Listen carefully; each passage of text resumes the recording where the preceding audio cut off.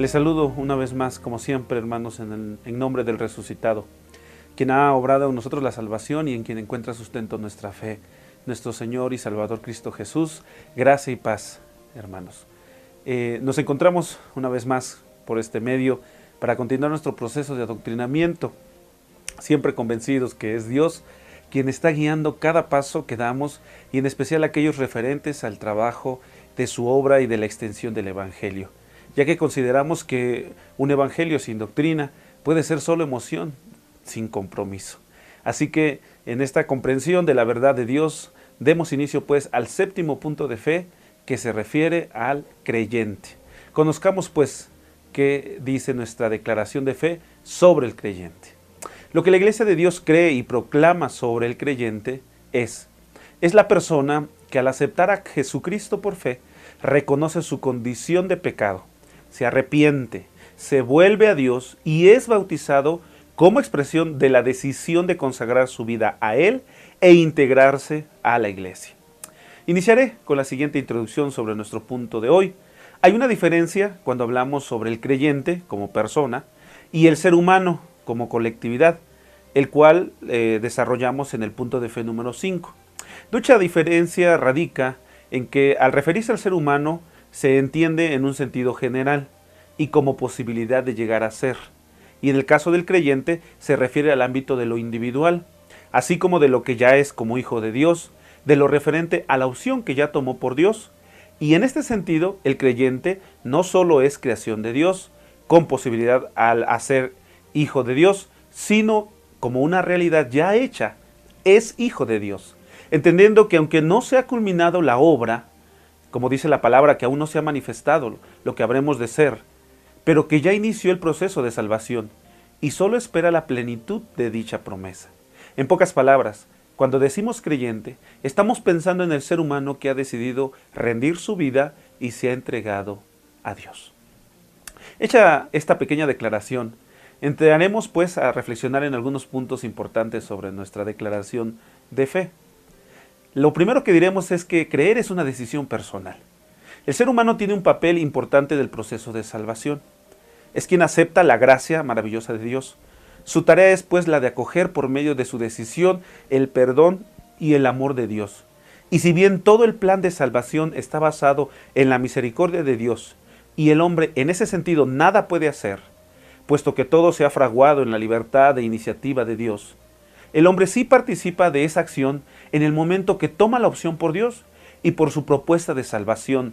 De esta manera manifestamos que no creemos, por ejemplo, en la predestinación, la cual dice que Dios ya apartó a los que habrían de ser salvos, dejando sin posibilidad a todas las demás personas que no estén en estos planes de Dios.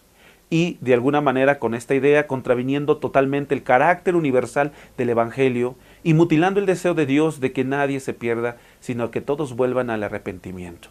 Entonces el hombre sí es responsable de su destino y que cada uno de nosotros decidimos qué camino andar, y aunque la salvación no depende de nosotros, sí depende de nosotros aceptarla y mantenerla. El creyente es pues entonces toda persona que acepta a Jesucristo por fe. Dios llama al ser humano a la comunión y cada uno decide vivir con o sin él. Su palabra demanda una fe personal, no solo de herencia familiar o comunitaria, depositando en cada individuo la responsabilidad de su salvación. Así como dice la palabra que el Padre no pagará por el Hijo, ni el Hijo por el Padre. Cada uno somos responsables de nuestras acciones y decisiones, pero también esto nos habla de una fe personal y nos permite experimentar el milagro de la presencia de Dios, de que cada uno tenga su proceso de conversión y de experimentar lo sanador que es sentirse perdonado y disfrutar el gozo de una segunda oportunidad de parte de Dios para cada ser humano. Así pues, tener fe en Jesucristo es una respuesta consciente de cada persona. Qué valioso es saber que no depende de nadie más mi salvación, sino de mi compromiso que yo haga delante de Dios. Continuamos con nuestra reflexión, ahora con una segunda idea de nuestra declaración de fe: reconocer su condición de pecado. Ante Dios, el ser humano se hace consciente de su pecado, reconoce su imperfección y toma distancia por el temor de perecer. La conciencia de pecado le produce dolor y pena por no alcanzar las expectativas o la calidad de las respuestas exigidas. En otras palabras, el ser humano se hace consciente de su realidad, la cual está muy distante de lo que se imaginaba y de lo que Dios espera de él. Ante esta realidad y esta exposición, no existe justificación alguna que pueda valer. El hombre se descubre tal como es pequeño, es pecador e insuficiente para buscar con sus propios méritos su salvación. Pero también permite vislumbrar la grandeza y santidad de Dios. Reconoce lo distanciado que está de Dios. Para muchos, este aspecto es negativo e incluso se evita en ciertos grupos religiosos hablar del pecado, porque según su parecer es algo muy ofensivo y negativo y deciden evitar este tema.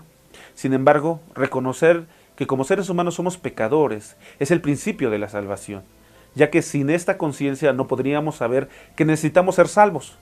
Aquellos que no reconocen su pecado podrían pensar que tal vez no necesitan de un Salvador, ya que no son tan malos y desde su valoración son más o menos buenos.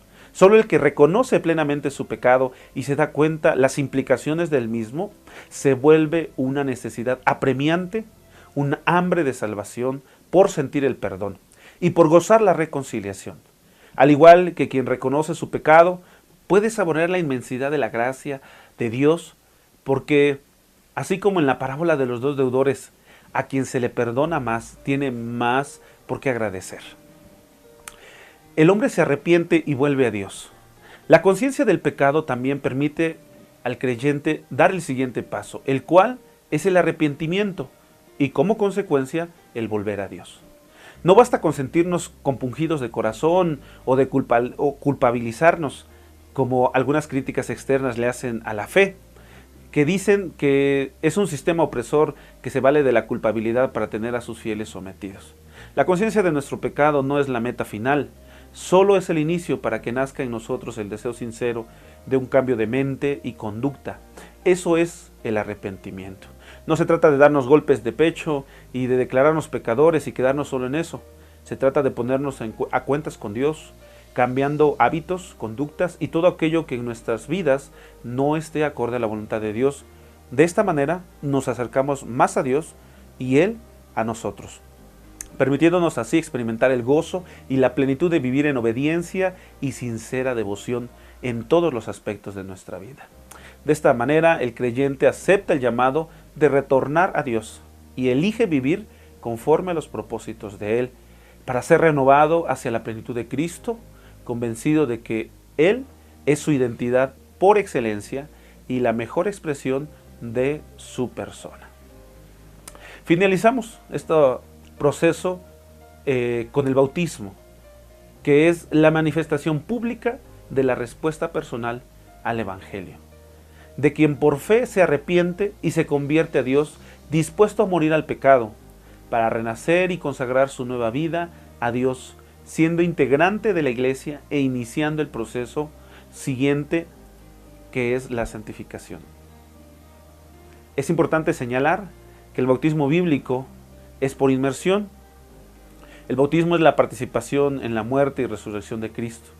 El creyente se sumerge en el agua, simbolizando la sepultura de su pasada manera de vivir, y emerge como signo de su resurrección a una nueva vida para Dios. Además de lo anterior, el bautismo simboliza purificación del pecado, revestimiento de Cristo, renovación por el Espíritu, experiencia de salvación, salida de la esclavitud, liberación con miras a una nueva humanidad en la que quedan superadas las barreras entre géneros, razas y situaciones sociales. Finalizo diciendo que hemos sido realmente afortunados, ya que la misericordia de Dios nos alcanzó y nos ha redimido. Así que esforcémonos por vivir cada día como auténticos creyentes, como verdaderos hijos de Dios, y aunque el pecado sigue en nuestras vidas, sabemos que por la fe en Cristo somos más que vencedores. No dejemos pues entonces de esforzarnos en el día a día para que seamos dignos de ser llamados plenamente hijos de Dios. Queridos hermanos, les mando un abrazo fraternal y deseo que la gracia y la paz de Dios esté con todos ustedes. Hasta el siguiente punto de fe.